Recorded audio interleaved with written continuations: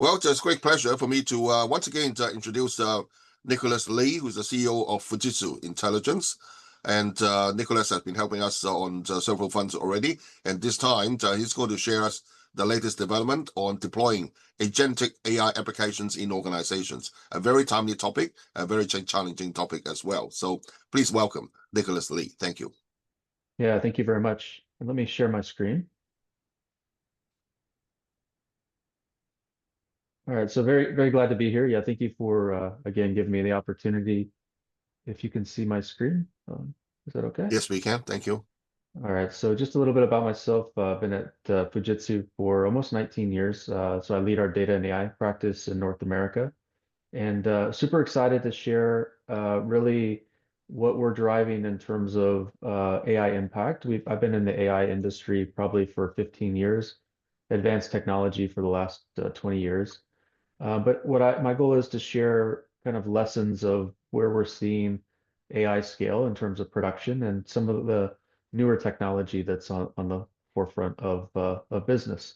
We worked with over 150 Fortune 500 companies over the last 5 years. So a lot of the experience comes directly working with customers. So when we think about agentic AI, one of the things that we want to think about is essentially creating digital coworkers, and how they work is you have a number of inputs. So that could be structured data, it could be unstructured data, it could be sensor data, video data, image data.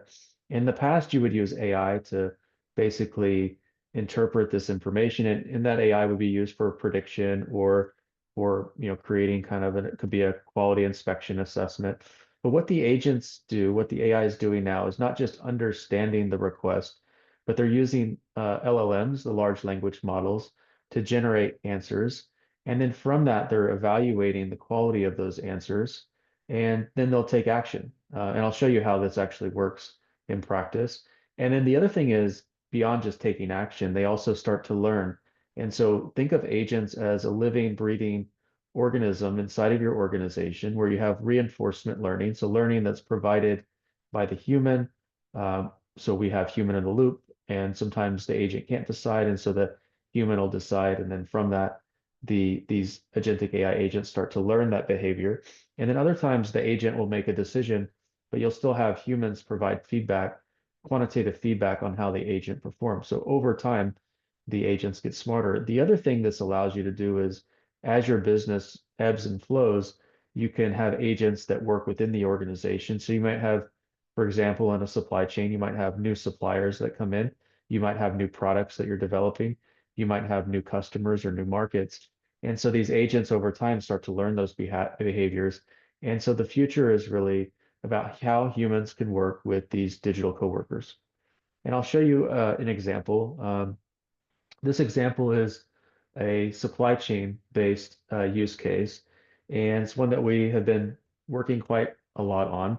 And the way this works, think of an inventory item across the supply chain. We have many different items, and these represent items that are potentially out of stock.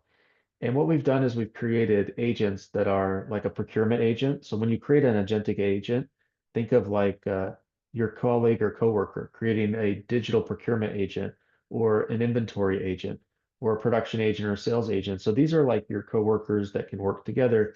And I'll kind of play the video here to show how it works. But these agents, we have them moving around.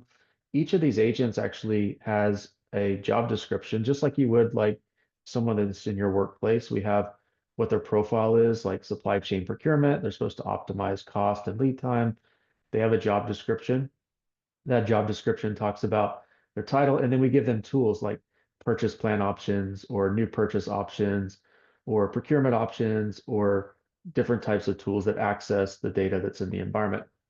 We've also created agents. One's called like an orchestrator. Think of that as like your team manager. So that role is essentially to look at who should do the work. Is if I have an inventory problem of a stock out, should I engage my inventory team to see if they can reallocate inventory? Should I engage my production agent to see if I can maybe slow down production until inventory catches up? Should I look at my procurement agent and have them look and see could they expedite or purchase new inventory so that we can keep our production plan? So that's like an orchestrator. And then we also have an evaluator. So with these models, you want to have kind of an independent third party that's evaluating the performance of the agent. And that allows you to validate that the results of those agents is sufficient. And so think of that as like your VP level of an organization or your CEO level, and they might be trying to validate against like longer term like business or corporate objectives. And so again, I'll show how these agents work in just a second. So this is our agent lineup, and you'll see the orchestrator and evaluator agent, and you'll see the different agents that we've compiled here. Now, the next thing is human in the loop. So you got to think about if you're using these agents, the benefit is you can take mundane work or repetitive work or swivel seat work, and you can do that. You can solve that through kind of an agentic AI layer. But there's are areas that like you still need a human to solve it. Maybe your confidence in the answer that was given is not as high. So typically you have a guardrail of if it's greater than 80% confidence, then we'll let the agent do that. If not, we'll have the human do that. So this one shows the ones on the right-hand side are agents have completed. The other aspect is we brought in explainable AI. Explainable AI allows you to explain the reasoning that the agent made a decision or the digital agentic AI coworker made the agent. So you can see like the inventory agent and the procurement agent, both agents were decided to look at this supply chain issue. Each of them came up with their independent answer. And then the evaluator agent came back and said, well, they ended up selecting the job that aligned with the user query prioritizing cost. So the evaluator agent then picked the best answer based on that situation. And so in this scenario, they reallocated inventory from one location to the other, and this work order was essentially completed. So the explainable AI is important because you want to explain what the agent's doing in business language so that it's traceable and transparent for the organization.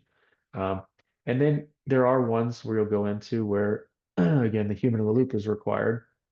So these are ones down here. And we still want the explainable AI wrap, but like basically action is required.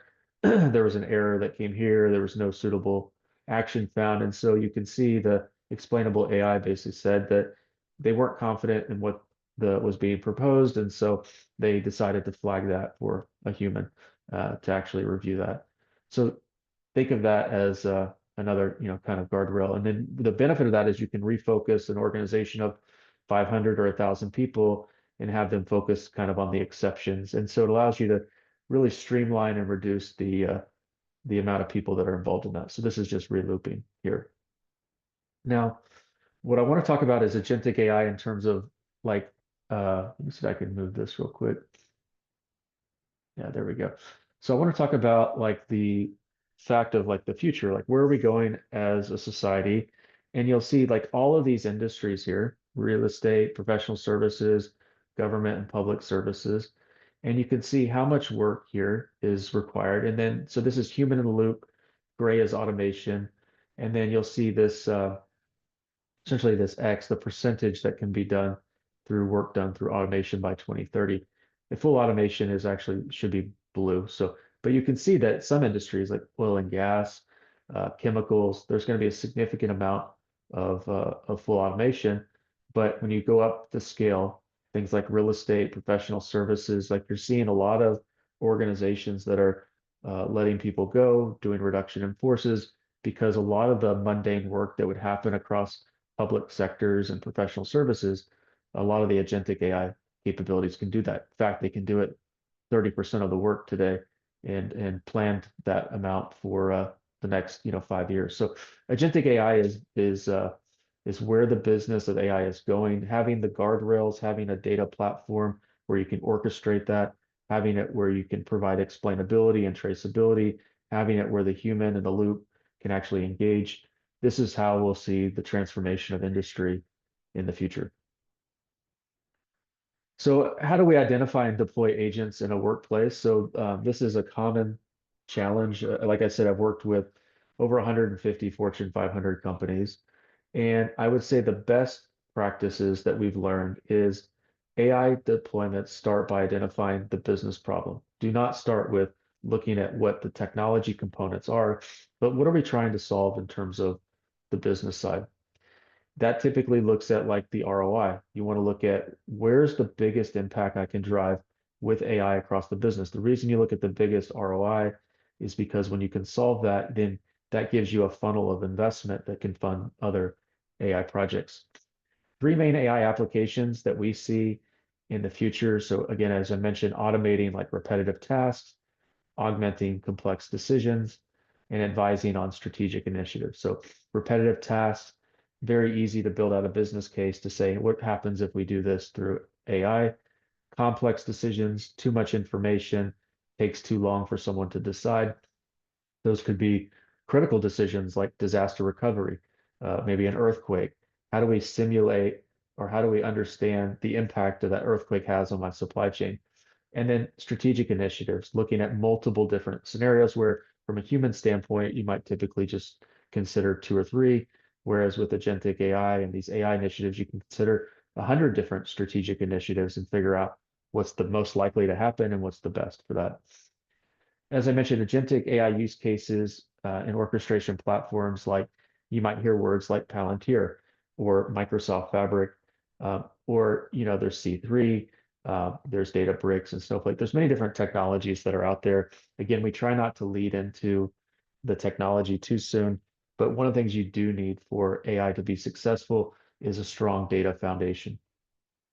Successful deployments do require data readiness, workflow integration, and change adoption. So data readiness is you don't have to have all of your data completely ready, but you want, if you start with a high impact ROI use case, focus on having the right data pipelines for that ROI, for that specific use case. And then as you're successful there, then you can mature your data readiness across the organization. Workflow integration, a lot of businesses that I've seen that use AI, they visualize, they extract the data, visualize like the end-to-end state.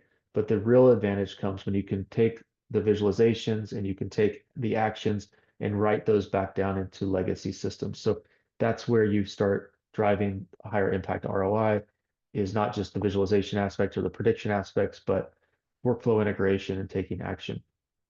And then last thing is change adoption. Like we're working with a really large customer that has 1,000 people just doing invoicing on the back end. And so when you come in and agentify that process or bring in AI, it is a big cultural impact. And so how do you teach organizations to embrace and work with digital coworkers? It's a massive challenge because a lot of people are hesitant or don't trust the data or don't trust the AI. And so really looking at change adoption across the organization is one of the key pillars for ensuring AI is successful. And lastly, I'll just give another example, manufacturing AI agents, quality inspection. Think about, you know, uh, large language models or OpenAI or ChatGPT. These can make people 25% more effective, but if you're 25% more effective, most of the time people will just go home early. And so really what you want to look at is use cases that make you 40 times more productive overall. And so those are ones where you take a person and you pair them up with a digital assistant or digital coworker. And that's where we've been able to take a quality inspection throughput and be able to triage the data. And that's where you start getting a much bigger impact in terms of AI. So I'll switch gears a little bit. Let me just talk about kind of how we drive smartness through data integration. So you heard me mention kind of ontologies or semantic layers. The way that we used to do AI projects 15 years ago and 10 years ago and even 5 years ago is we would go out and talk to a data engineer and a data scientist and a business expert, and we'd figure out what's the business problem we're trying to solve. The data scientist would try and create some models to go to the data engineer and say, can we get this type of data? They go to their data lake where all the data is stored. They would cleanse the data. Then they provide it to the data scientists. They would solve it. We could deliver millions of dollars of impact, but to get it to production scale, they failed. And that's why a lot of AI projects do typically fail.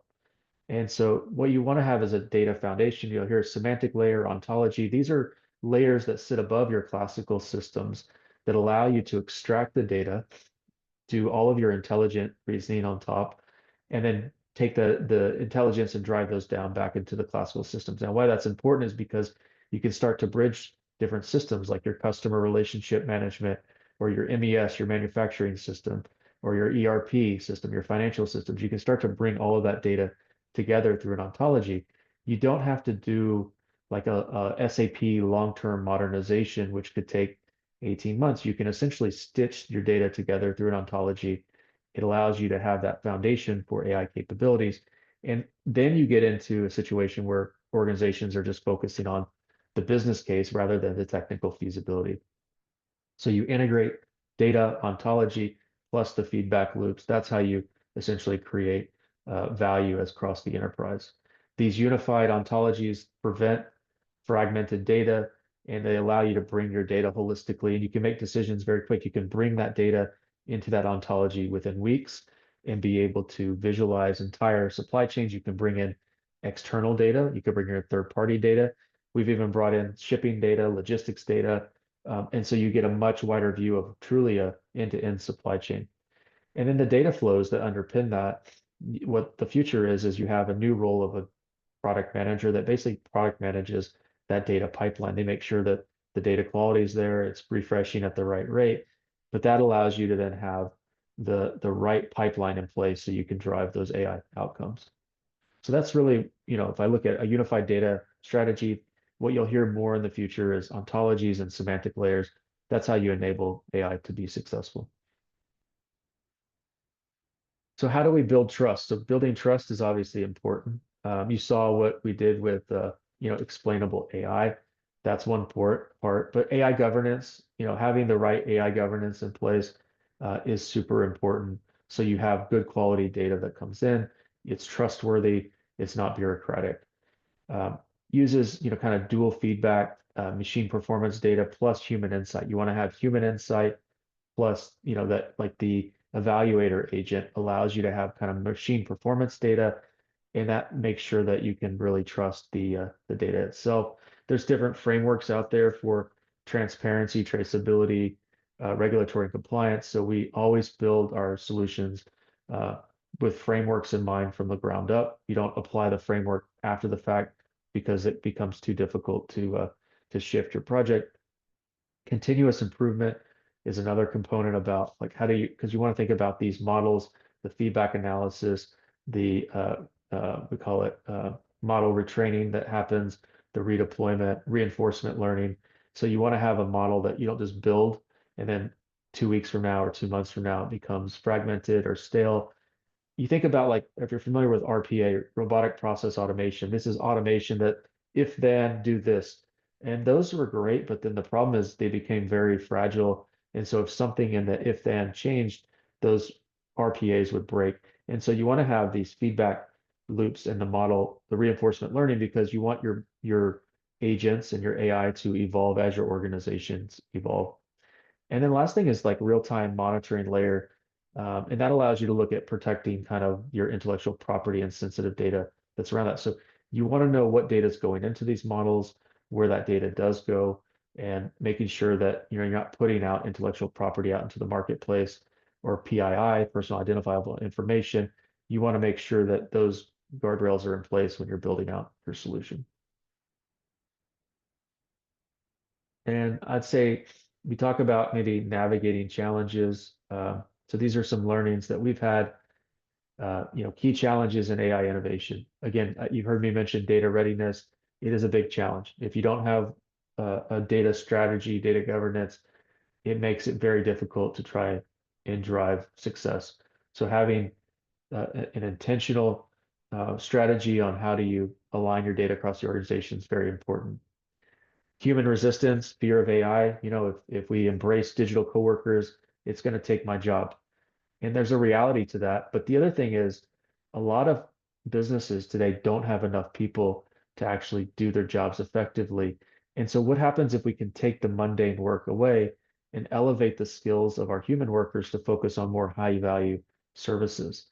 So that's the evolution that we'll have to go through, but that'll require different type of skill sets in the future where humans require more creative process, focus on things like psychology and empathy.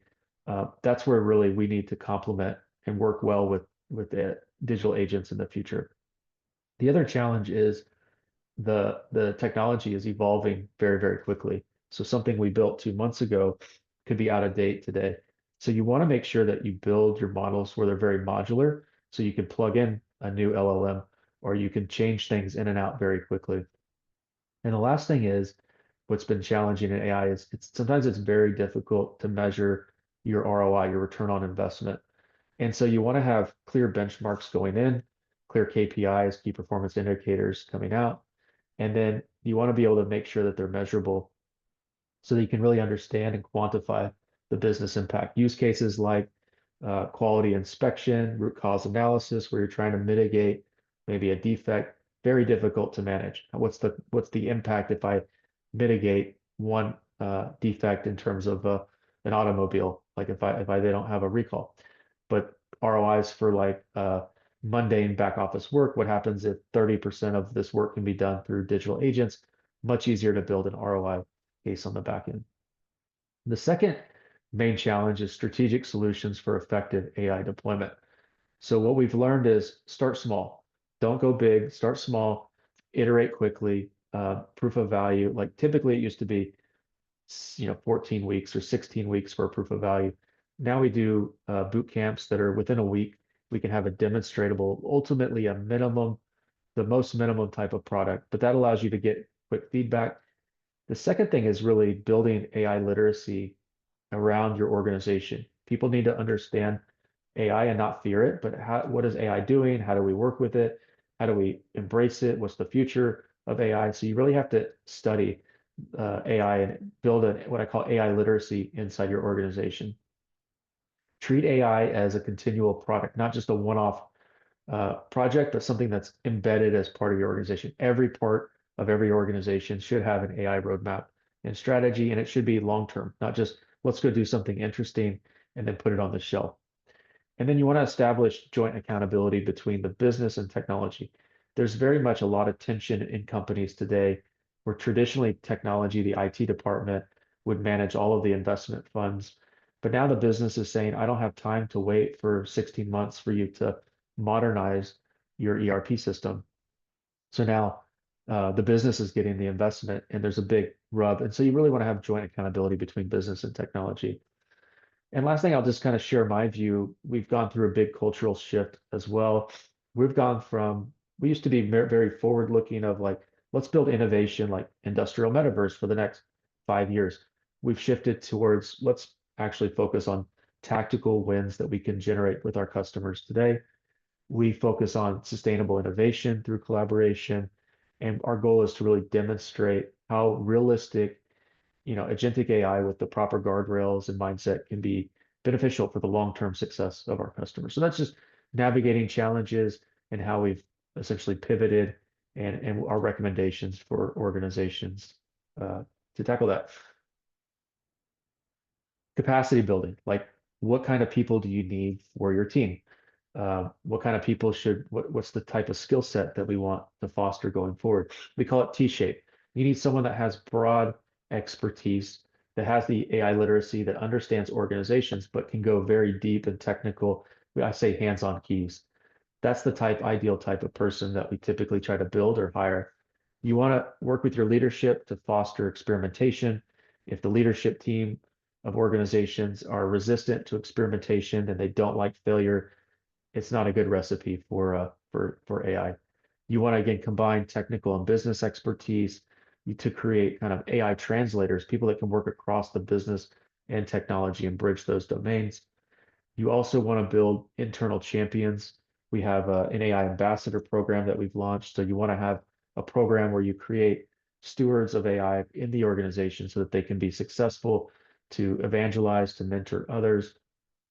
AI businesses double by integrating really engineers, data science, and delivery leaders. So think about the way we work is we create AI growth pods or SWAT teams. So you have a mix of business, technical, and data science skills that can work together very quickly to move on from one problem to the next problem and solve those. And lastly, I would say is, AI is not, my view, not going to replace people. It will in the short term until we upskill, but ultimately it's going to elevate what humans can do and where they focus in terms of driving value. And my last slide I'll share here today in my closing is, again, the whole context is how do we drive impact when it comes to AI?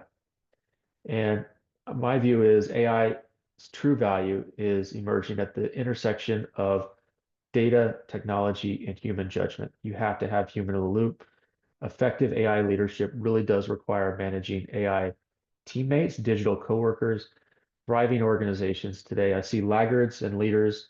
Laggards are ultimately, very resistant. Leaders are thriving based on trying to leverage data and data-driven decisions to drive the future of their business. Innovation is about building confidence. If you go out and you try, I've done projects where we try to do some things, but we maybe we're too focused on the technical aspects. And so the big picture, like the business doesn't get it. They don't see the long-term roadmap. And so the problem is they don't build that confidence. You want to show the art of the possible, create wireframes and UX, the UX component is important. Show what the end game can look like very quickly, and then build behind that. Once you have the confidence, then it gives you space to actually do the development that you need. Third thing is the best AI journey offers practical roadmap for leaderships in the age of agentic AI. So roadmaps are important.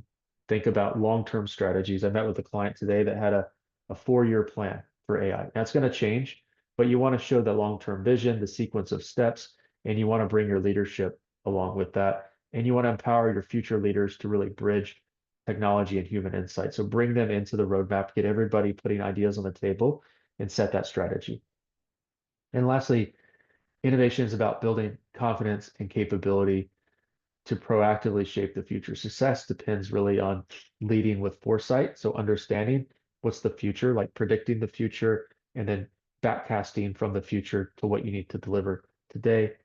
And at the end of the day, the future organization leaders must embrace agility, continuous learning. You've got to be aggressive in your own AI literacy and really want to navigate this AI change. It evolves quickly.